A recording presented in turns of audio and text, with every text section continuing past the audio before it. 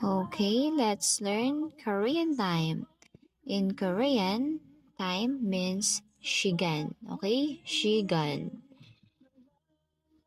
Chigum means now. Unol means today.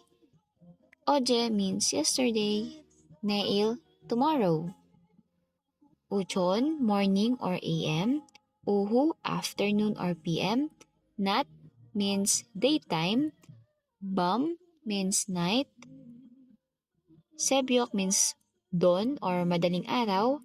Achim means morning. Jomsim, afternoon or 12 p.m. Jonyok means evening.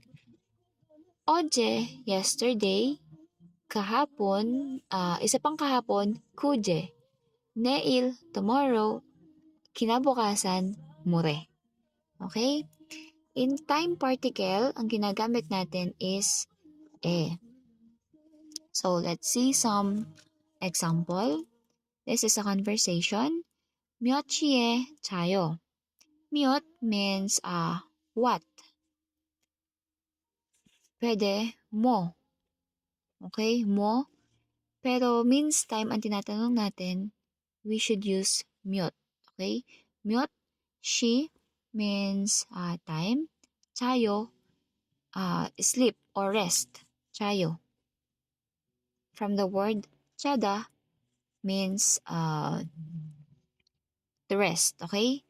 What time daw nagpapahinga or natutulog? Sagot, 10시에 자요. 10 means 10. She means time, pero pwede rin siya natin gamitin as o'clock. Okay? 10시, 10 o'clock, 자요, nagpapahinga. Okay? So, 몇 시에 자요? What time ka nag-rest? 10시에 자요, 10 o'clock.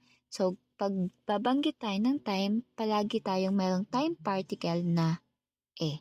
Okay? For example, 1시에 1 o'clock. 2시에 2 o'clock. 3시에 3 o'clock. Okay?